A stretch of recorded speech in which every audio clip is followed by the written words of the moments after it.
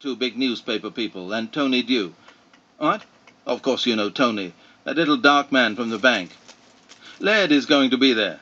He's some kind of cousin of the PM's. I was wondering if you could join us.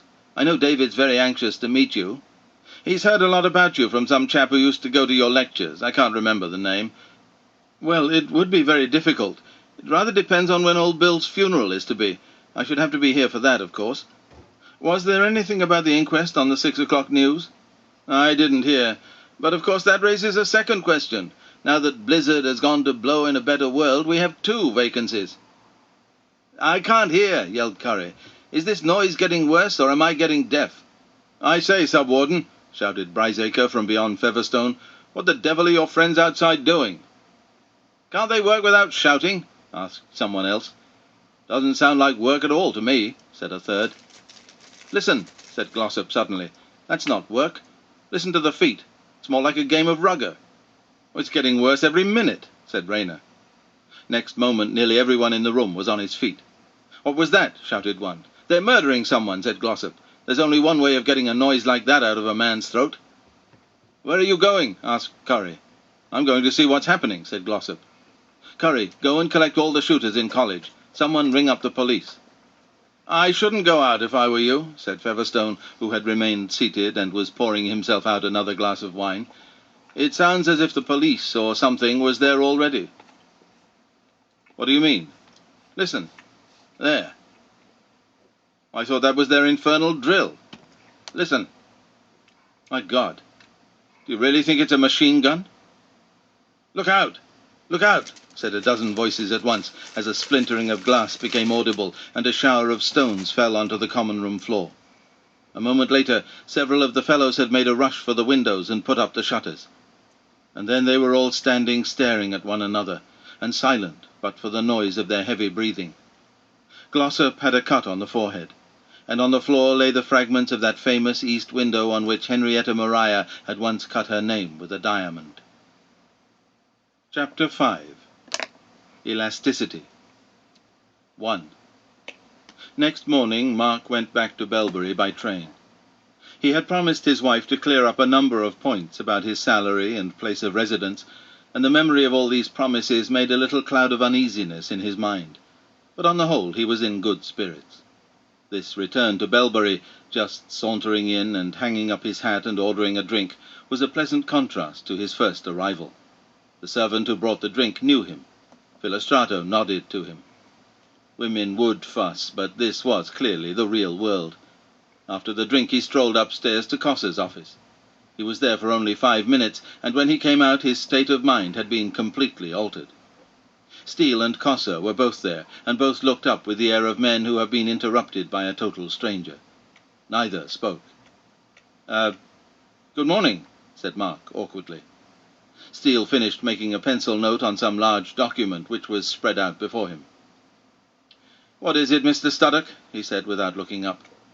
"I came to see Cossa," said Mark, and then, addressing Cossa, "I've just been thinking over the last section but one in that report." "What report's this?" said Steele to Cossa. "Oh, I thought," replied Cossa with a little twisty smile at one corner of his mouth, "that it would be a good thing to put together a report on Cure Hardy in my spare time, and as there was nothing particular to do yesterday, I drew it up. Mr. Studdock helped me." "Never mind that now," said Steele.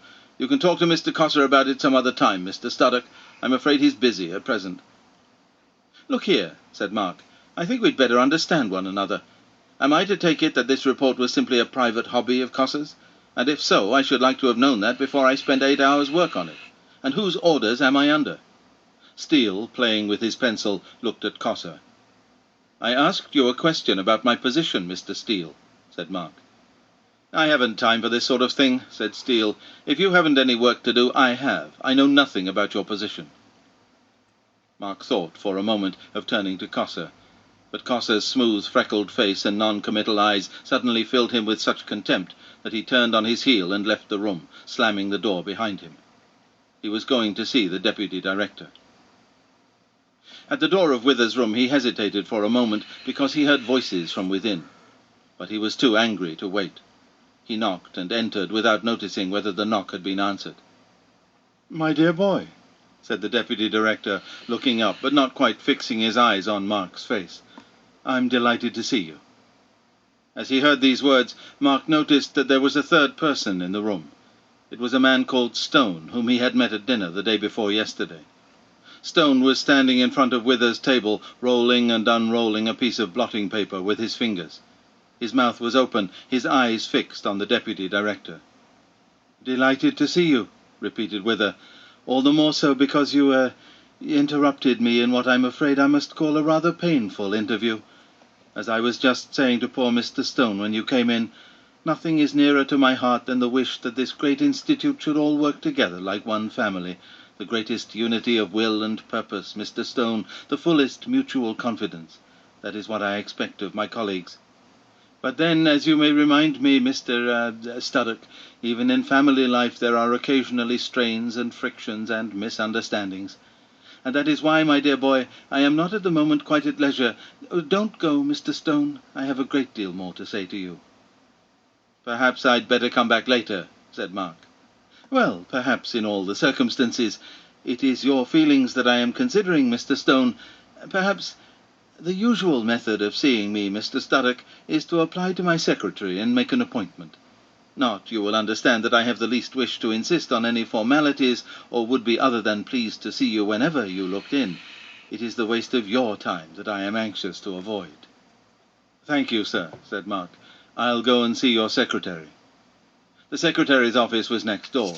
When one went in, one found not the secretary himself, but a number of subordinates who were cut off from their visitors behind a sort of counter. Mark made an appointment for 10 o'clock tomorrow, which was the earliest hour they could offer him. As he came out, he ran into Fairy Hardcastle. "Hello, Studdock," said the Fairy. "Hanging around the DD's office? That won't do, you know." "I have decided," said Mark, "that I must either get my position definitely fixed once and for all, or else leave the Institute."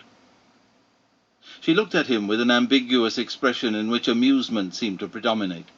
Then she suddenly slipped her arm through his. "Look, Sonny," she said, "you drop all that, see? It isn't going to do you any good. You come along and have a talk with me." "There's really nothing to talk about, Miss Hardcastle," said Mark. "I'm quite clear in my mind. Either I get a real job here, or I go back to Bracton. That's simple enough. I don't even particularly mind which, so long as I know." To this the Fairy made no answer, and the steady pressure of her arm compelled Mark, unless he was prepared to struggle, to go with her along the passage. The intimacy and authority of her grip was ludicrously ambiguous, and would have fitted almost equally well the relations of policeman and prisoner, mistress and lover, nurse and child. Mark felt that he would look a fool if they met anyone. She brought him to her own offices, which were on the second floor.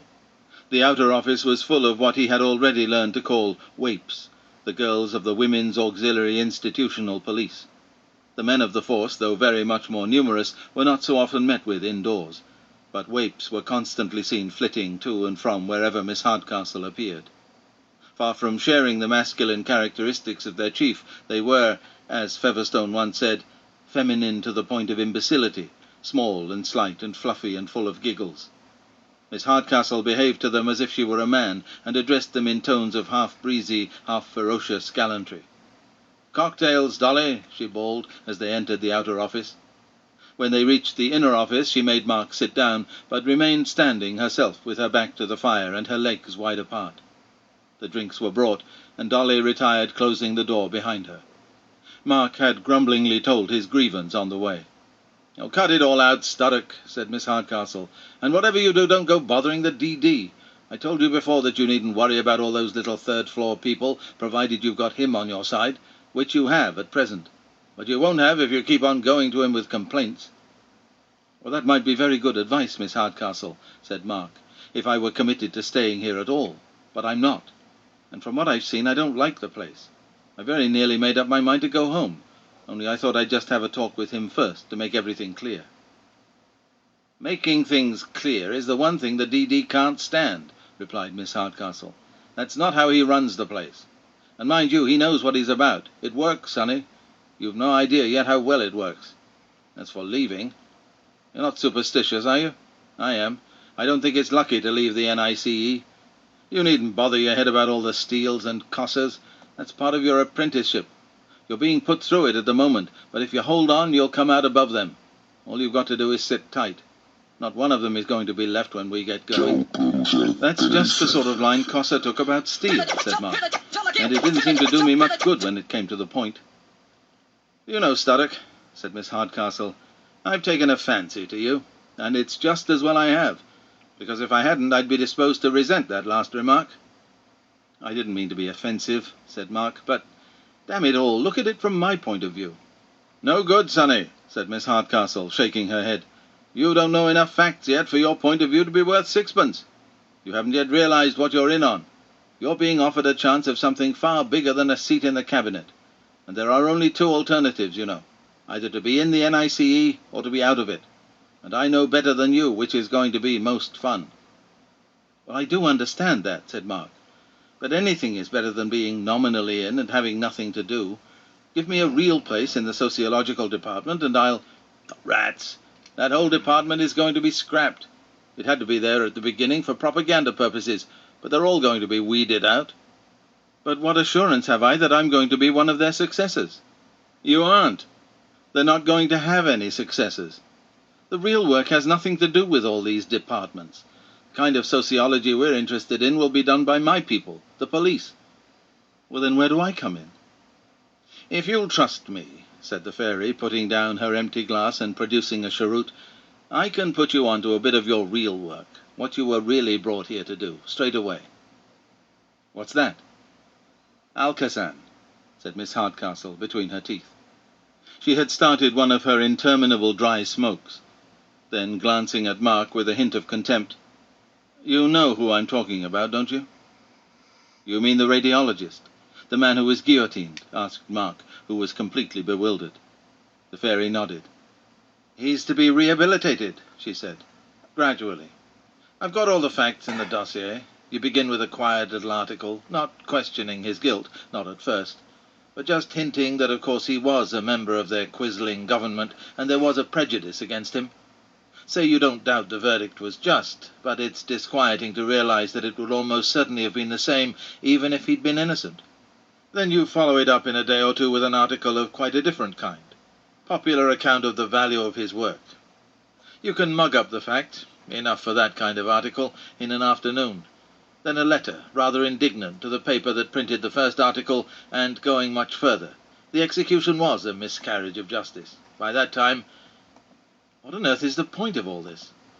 "I'm telling you, Studdock, Alcazan is to be rehabilitated, made into a martyr, an irreparable loss to the human race."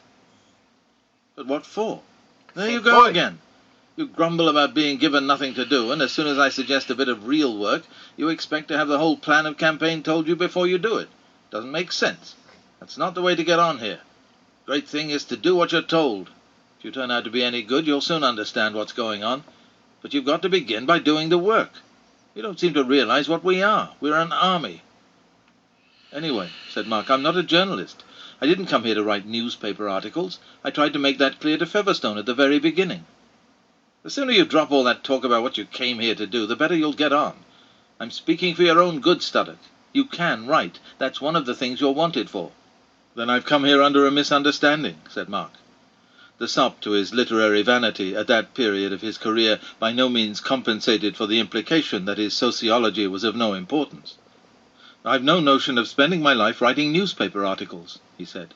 "And if I had, I'd want to know a good deal more about the politics of the NICE before I went in for that sort of thing." "Haven't you been told that it's strictly non-political?" "I've been told so many things that I don't know whether I'm on my head or my heels," said Mark. "But I don't see how one's going to start a newspaper stunt, which is about what this comes to, without being political. Is it left or right papers that are going to print all this rot about Alcazan?" "Both, honey, both," said Miss Hardcastle. "Don't you understand anything? Isn't it absolutely essential to keep a fierce left and a fierce right, both on their toes and each terrified of the other? That's how we get things done. Any opposition to the NICE is represented as a left racket in the right papers and a right racket in the left papers. If it's properly done, you get each side outbidding the other in support of us, to refute the enemy's slanders. Of course we're non-political. The real power always is." "I don't believe you can do that," said Mark.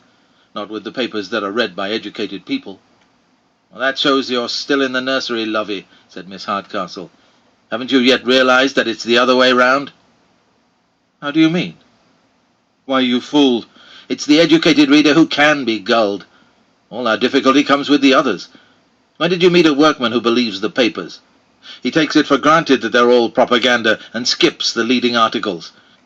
He buys his paper for the football results and the little paragraphs about girls falling out of windows and corpses found in Mayfair flats. He is our problem. We have to recondition him. But the educated public, the people who read the highbrow weeklies, don't need reconditioning. They're all right already. They'll believe anything. As one of the class you mentioned, said Mark with a smile, I just don't believe it. Good Lord, said the fairy, where are your eyes? Look at what the weeklies have got away with. Look at the Weekly Question. There's a paper for you. When basic English came in simply as the invention of a free-thinking Cambridge Don, nothing was too good for it. As soon as it was taken up by a Tory Prime Minister, it became a menace to the purity of our language. And wasn't the monarchy an expensive absurdity for 10 years? And then, when the Duke of Windsor abdicated, didn't the Question go all monarchist and legitimist for about a fortnight? Did they drop a single reader? Don't you see that the educated reader can't stop reading the highbrow weeklies, whatever they do? He can't. He's been conditioned. Well, said Mark, this is all very interesting, Miss Hardcastle, but it has nothing to do with me. In the first place, I don't want to become a journalist at all, and if I did, I should like to be an honest journalist. Very well, said Miss Hardcastle. All you'll do is help to ruin this country, and perhaps the whole human race. Besides dishing your own career. The confidential tone in which she had been speaking up till now had disappeared, and there was a threatening finality in her voice. The citizen and the honest man, which had been awakened in Mark by the conversation, quailed a little. His other and far stronger self, the self that was anxious at all costs not to be placed among the outsiders, leaped up, fully alarmed. I don't mean, he said, that I don't see your point. I was only wondering— It's all one to me, Studdock, said Miss Hardcastle, seating herself at last at her table. If you don't like the job, of course that's your affair. Go and settle it with the D.D. He doesn't like people resigning, but of course you can. He'll have something to say to Featherstone for bringing you here. We'd assumed you understood. The mention of Featherstone brought sharply before Mark, as a reality, the plan which had up till now been slightly unreal, of going back to Edgestowe and satisfying himself with the career of a Fellow of Bracton. On what terms would he go back? Would he still be a member of the inner circle, even at Bracton? To find himself no longer in the confidence of the progressive element, to be thrust down among the Telfords and Jewels, seemed to him unendurable. And the salary of a mere Don looked a poor thing after the dreams he had been dreaming for the last few days. Married life was already turning out more expensive than he had reckoned. Then came a sharp doubt about that £200 for membership of the NICE club. But no, that was absurd. They couldn't possibly dun him for that. Well, obviously, he said in a vague voice, the first thing is to see the D.D. Now that you're leaving, said the fairy, there's one thing I've got to say. I've laid all the cards on the table. If it should ever enter your head that it would be fun to repeat any of this conversation in the outer world, take my advice and don't. It wouldn't be at all healthy for your future career. Oh, but of course, began Mark. You'd better run along now, said Miss Hardcastle. Have a nice talk with the D.D. Be careful not to annoy the old man. He does so hate resignations. Mark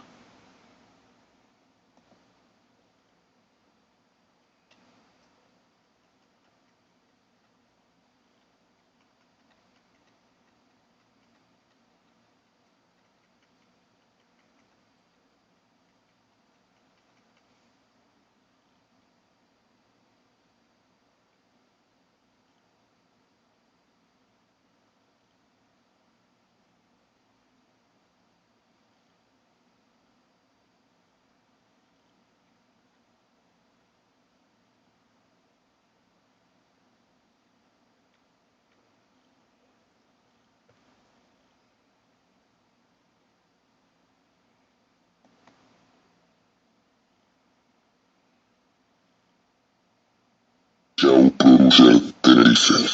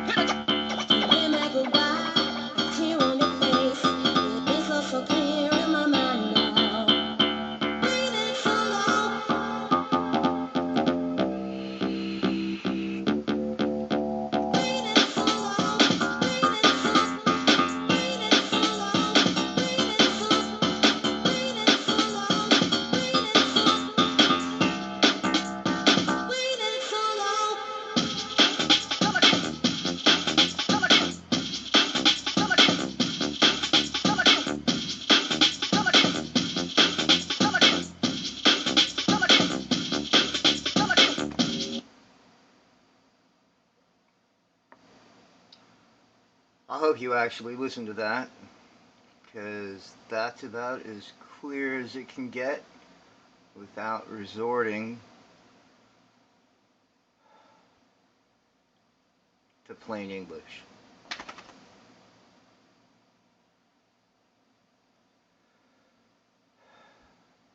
Let me try that again, in case you missed it.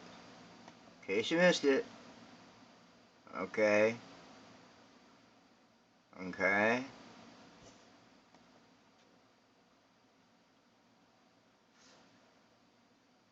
Class.